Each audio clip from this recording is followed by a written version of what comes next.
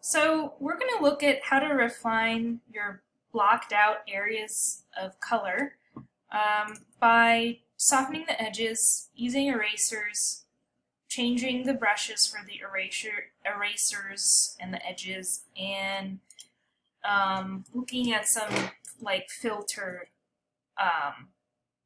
just like a overall color that might go on top of everything. I did a few layers. What's very important that you want to remember is start coloring on different layers.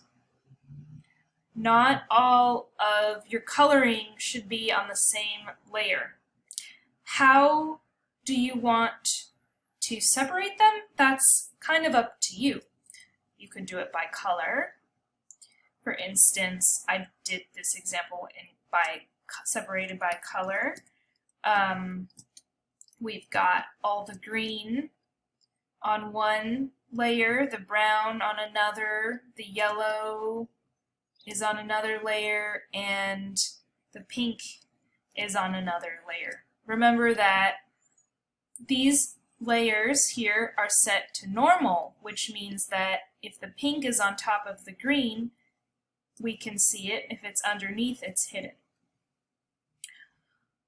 You can change that. You can make the colors blend together if you would like. Say this yellow here, I set the layer mode to color burn, then it's going to show up a little differently.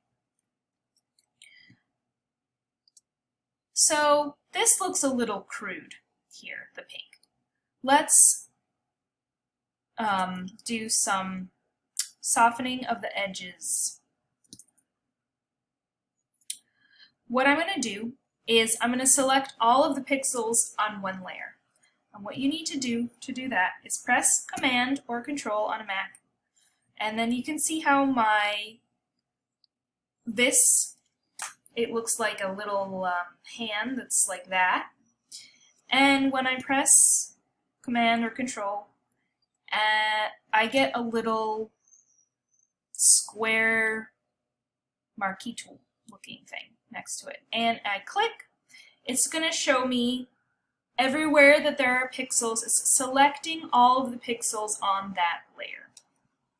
So now everything on pink layer is selected.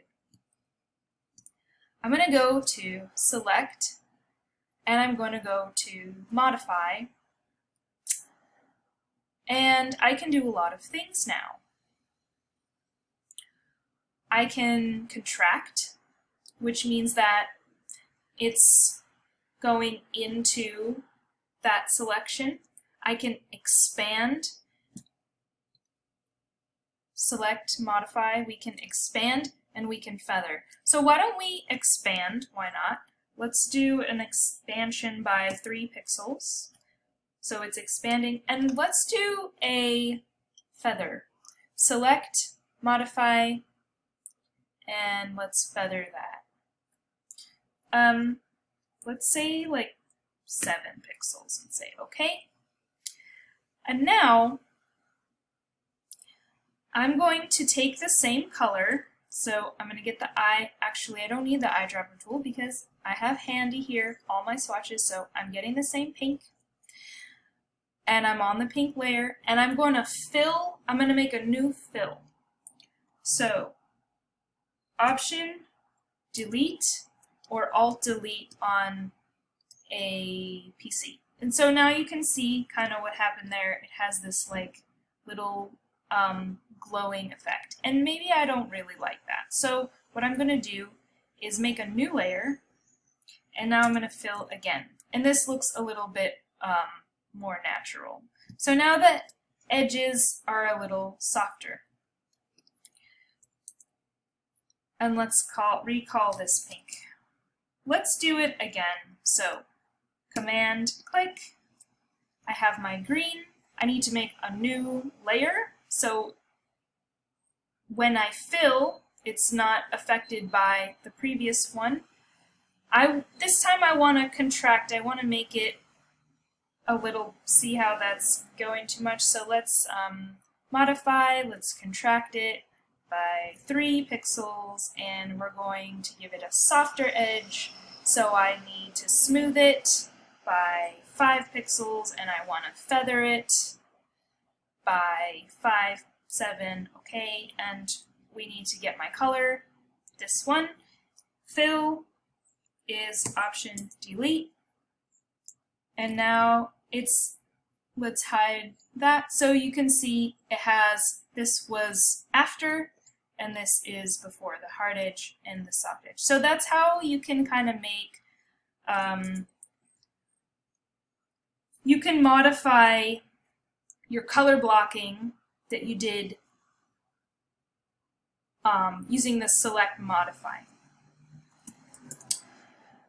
Another way is just using the eraser. I like to use a textured eraser. So let's get the eraser tool, which is here, E, shortcut key E for eraser. Let's go up to your brushes up here. You can change what kinds of brushes you're going to use for your eraser. And I really like the dry media brushes, and I like this very last one, which is, let's see what it's called here. This is called Pastel Medium Tip. And I can make this really big and just really kind of texture out.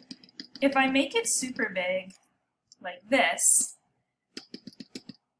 it gives it a little bit more blending, right? So you can kind of tap click, and if you go too much, you just undo it. So you're working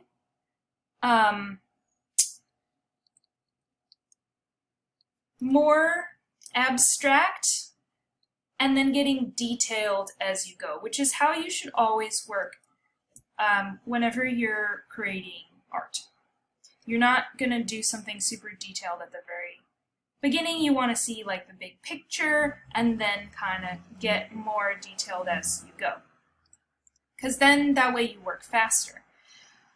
Let's fix this brown stuff. So I can just kind of take it, and the nice thing about this eraser is that if you have an area like this that doesn't have any line work, that you necessarily have to go color inside the lines, you can use the brush tool to kind of make that come back. It gives you kind of a more natural looking edge.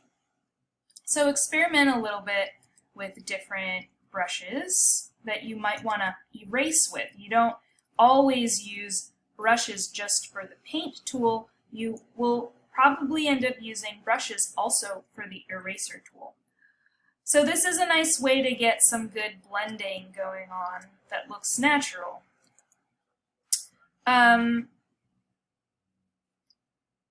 Let's make an overall layer to give this, right now it's on white. What if I take a color like this gray, and I'm going to make a new layer, and I'm going to just fill this whole layer with that gray. Option Delete, and now instead of it being on white, it's on a grayish. So now when I color, I can actually color in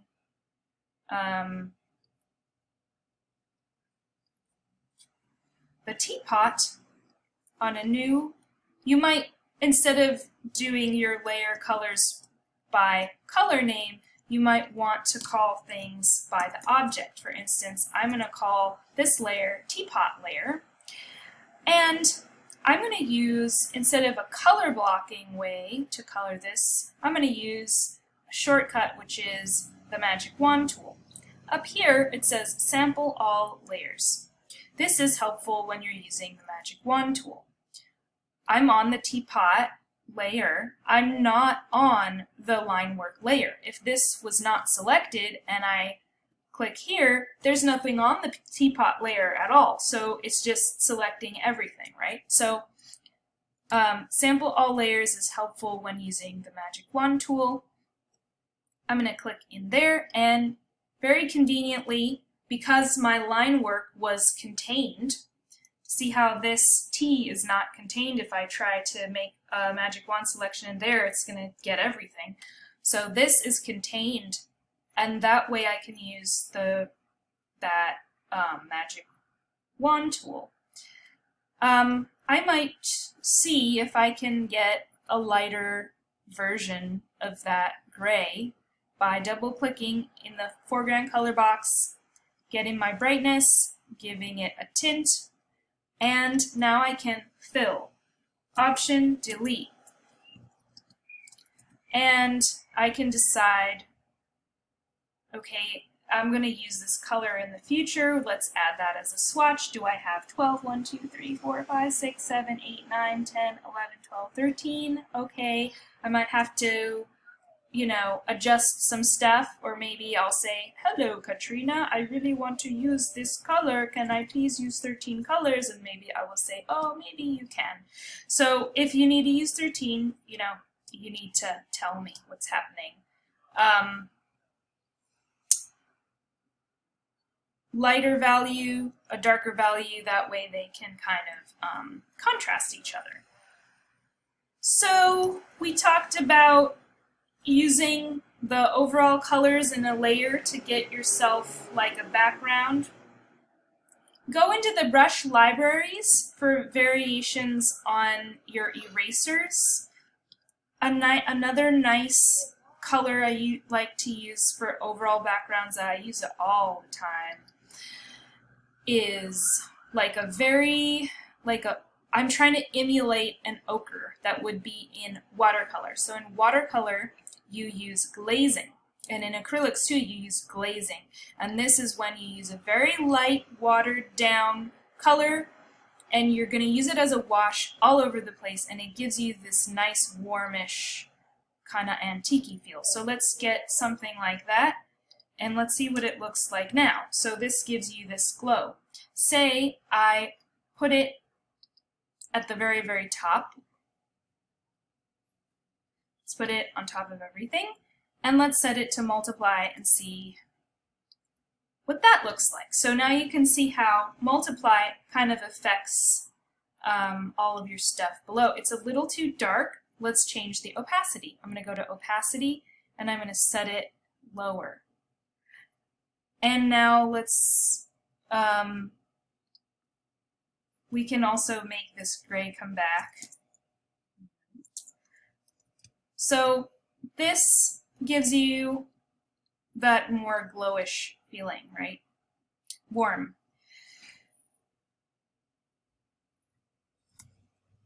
Let's go to this little icon here. This is your brush window. You can go to Window and Brushes and Brush Presets.